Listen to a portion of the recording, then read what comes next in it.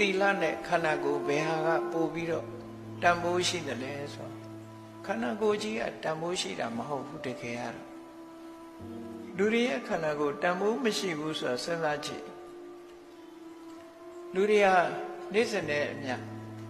အိုမင်းတဲ့ဘက်ကိုသွားနေတာခန္ဓာကိုယ်ရဲ့တန်ဖိုးကတကယ်တန်ဖိုးမဟုတ်ဘူးရုပ်ခန္ဓာကိုယ်ကြီးကမွေးဖွားလာပြီးတဲ့နောက်မှာ10နှစ်နဲ့ပြောင်းလဲလာလိုက်တာ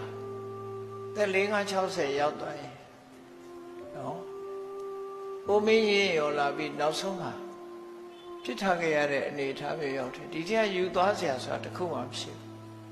ခန္ဓာကိုယ်ကထွက်တဲ့အရာတွေကြည့်ရင်လည်းသိမ်းထားเสียတခုမှမရှိဘူးတန်ဖိုးရှိတဲ့ယရနာခန္ဓာကိုယ်ထဲမှာရှိမှမရှိတာသက်ရှိနေတာလေးပဲသာရှိတာအဲ့ဒါလို့ခန္ဓာကိုယ်ကြီးကရနိုင်တဲ့တန်ဖိုးရှိတဲ့အရာဆိုတာပုံမှန်အဖြစ်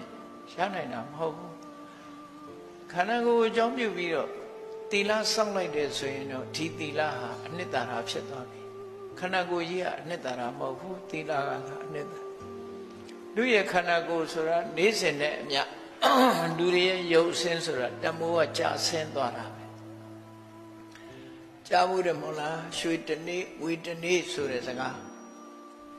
လူတွေကအတိပ္ပယ်ကောက်လွဲနေတယ်ရွှေတနေ့ငွေတနေ့ဆိုတာအများနားလည်နေကြတာဘယ်လိုနားလည်တော့ဆိုတာအေးအသက်ကြီးလာရင်ကောင်းတဲ့နေ့ကောင်းတယ်မကောင်းတဲ့နေ့မကောင်းအဲ့ဒါကိုရွှေတနေ့ငွေတနေ့လို့ပြောနေကြတယ်အမှန်အဲ့ဒီအတိပ္ပယ်မဟုတ်ဘူးနော်ရွှေတနေ့ငွေတနေ့ဆိုတာ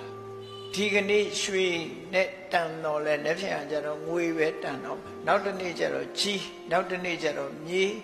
နောက်တစ်နေ့ကျတော့အလကားတောင်တန်ဖို့မရှိဘူးဆိုတဲ့အဓိပ္ပာယ်မျိုးဆိုလိုတာရောချသွားတဲ့အဓိပ္ပာယ်တန်ဖို့ရောတာကိုပြောလိုတာနော်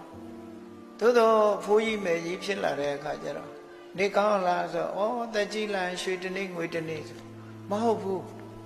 ရွှေဖြစ်တဲ့နေ့ဆိုတာမရှိတော့ဘူးနော်အဲ့ဒါဘယ်ကလာတဲ့စကားတော့ဆိုဥရိယပတ္တ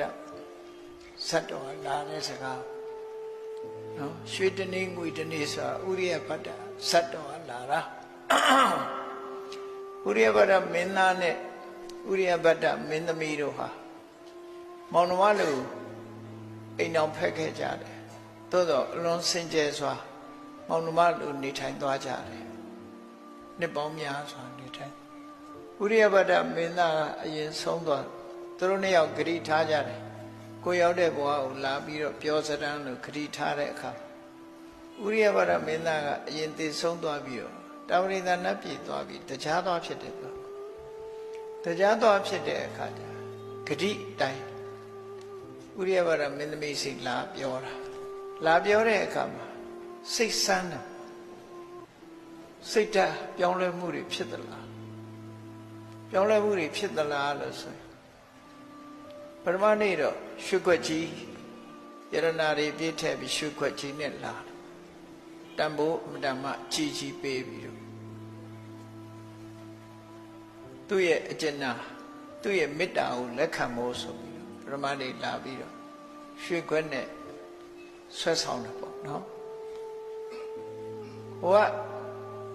ကဥရိယပတ္တမင်းသားလွဲရင်ဘယ်သူမှလက်မခံဘူး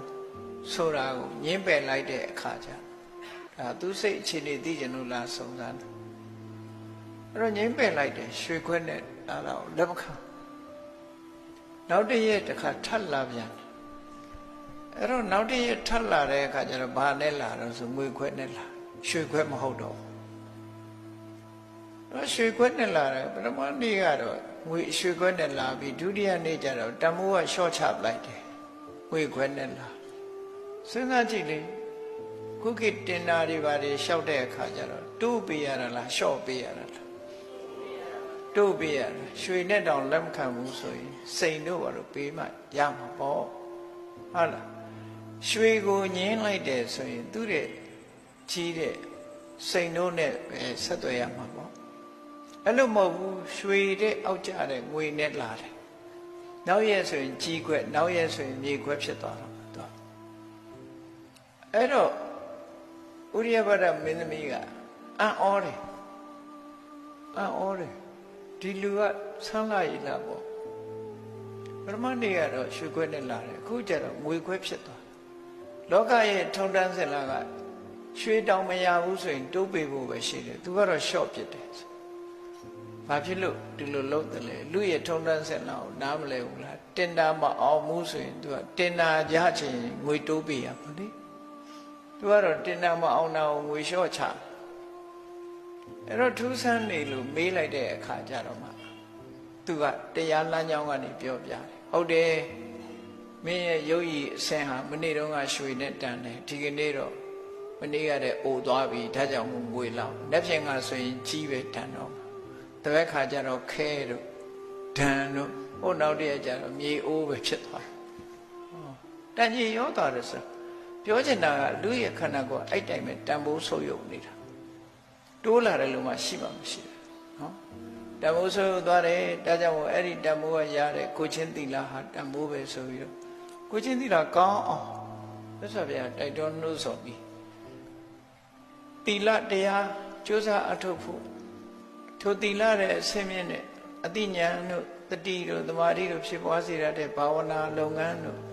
အဲ့ဒါတွေကိုရှင်းလင်းဟောကြားတာကိုသုတ်တန်လို့ခေါ်တာ